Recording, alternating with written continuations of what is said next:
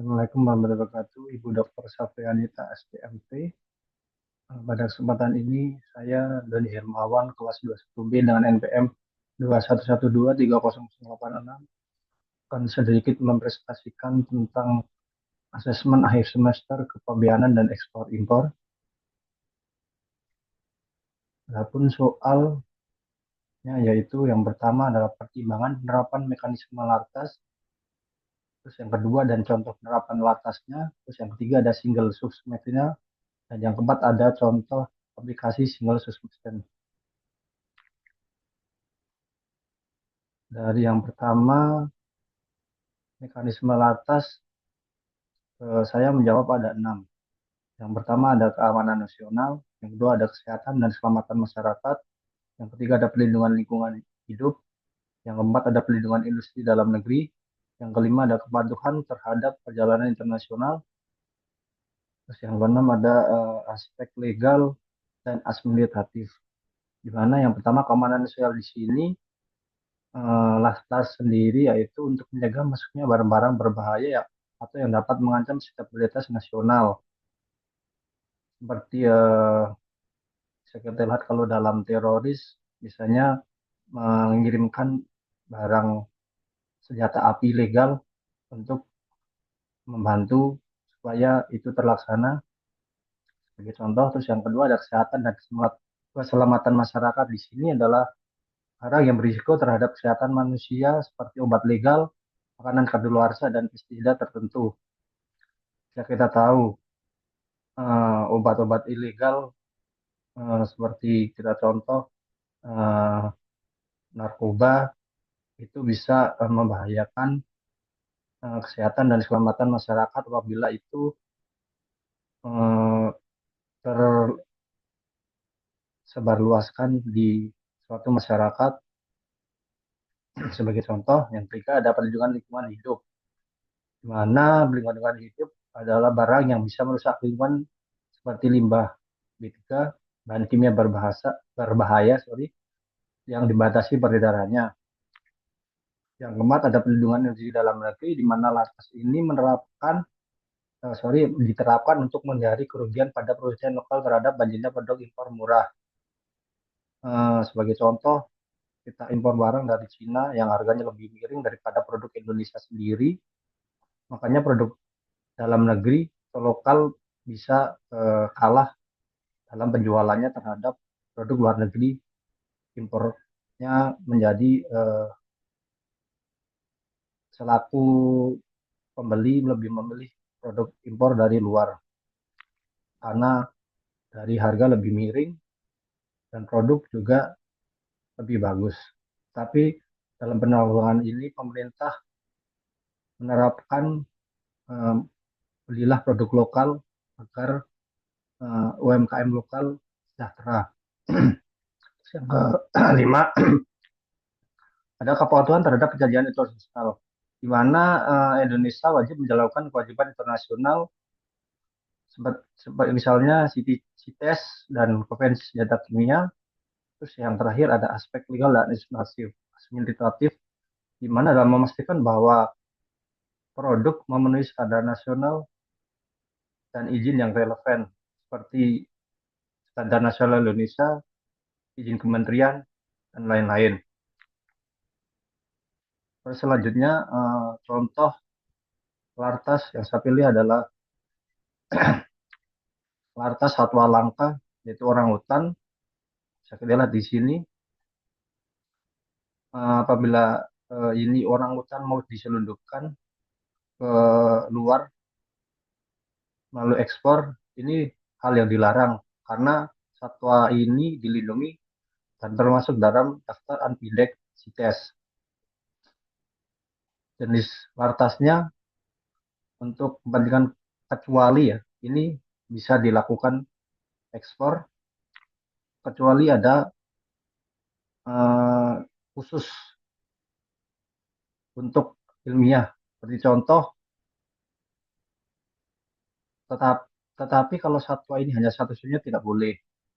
Tapi kalau satwa ini dibilang langka tapi masih ada banyak, bisa dilakukan sesuai dengan mekanisme lartas. Seperti contoh, jika diekspor diperbolehkan secara terbatas. Misalnya untuk riset, untuk misal bisa contoh untuk perkembangbiakan orangutan itu selanjutnya bagaimana supaya cara makannya biar biar bertahan hidup dan tidak menjadi satwa langka. Terus yang tentunya Anda harus memiliki surat angkut jenis tumbuhan dan satwa liar. Terus yang ketiga harus ada rekomendasi CITES permit dari otoritas nasional. Yang keempat ada barang atau hewan ini atau sampel diperiksa dan diawasi ketat oleh bea cukai di pelabuhan atau bandara. Selanjutnya untuk soal single submission, maknanya adalah sistem layanan yang terpadu, perizinannya secara elektronik, sehingga pelaku usaha atau pengimpor mengurus barang izin usaha dan pesanan dalam satu platform. Sebagai contoh, kita melakukan sekali ajuan, semua izin diproses sekaligus tanpa harus mengurus secara terpisah dalam instansi pemerintah.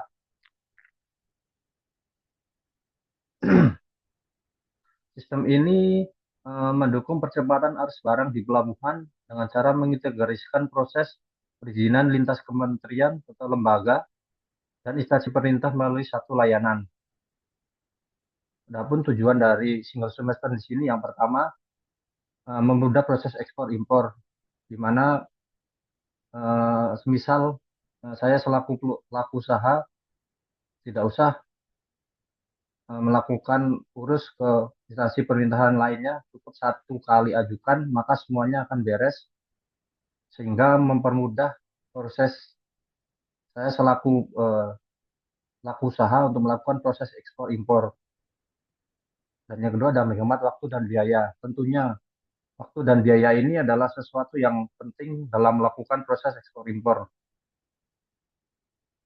Dengan adanya single submission ini, pelaku usaha bisa menghemat waktu dan biaya, sehingga dilakukan sangat sangat sangat detail dan bisa sorry, bisa dilakukan dalam waktu dan biaya yang sedikit. Yang ketiga adalah meningkatkan transportasi dan akuntabilitas, di mana dalam platform ini kita melihat transportasi dan akuntabilitasnya sehingga dilakukan proses pelayanan yang maksimal. Yang keempat ada menyederhanakan birokrasi.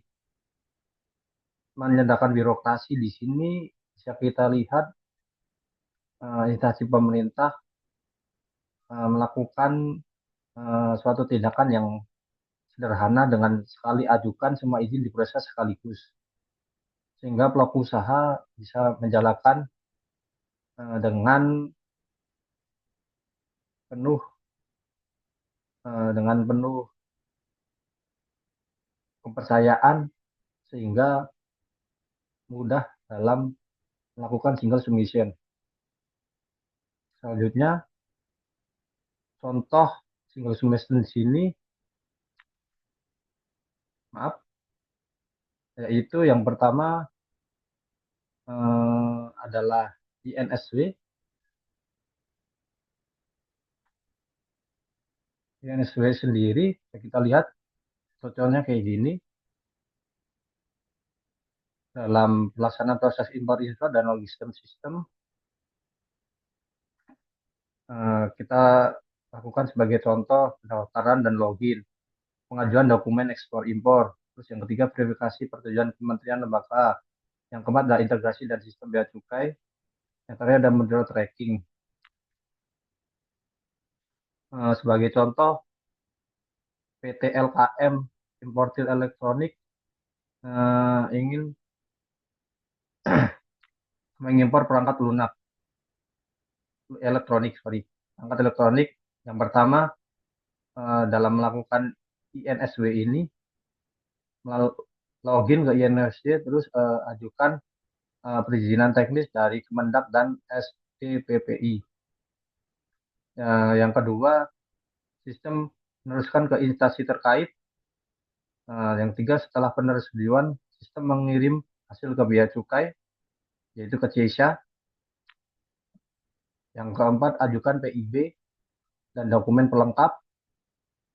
Yang kelima, dapatkan SPPB dan barang bisa dikeluarkan dari pelabuhan. Sebagai contoh dalam melakukan INSW.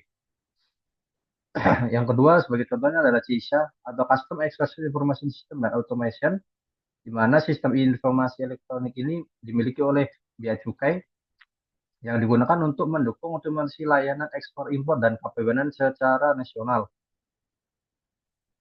Alurnya yaitu sebagai contoh pengusaha mengajukan dukungan PLB, PIB, pemberitahuan ekspor barang atau pemberitahuan impor barang PIB. Yang kedua, sistem otomatis menghitung bea masuk, pajak ekspor impor. Yang ketiga, pihak bea cukai memproses clearance dan menerbitkan SPPB. Yang keempat, barang bisa dikeluarkan dari pelabuhan atau bandara. Cukup sekian presentasi dari saya. Bila ada kurang, mohon dimaafkan. Waalaikumsalam warahmatullahi wabarakatuh.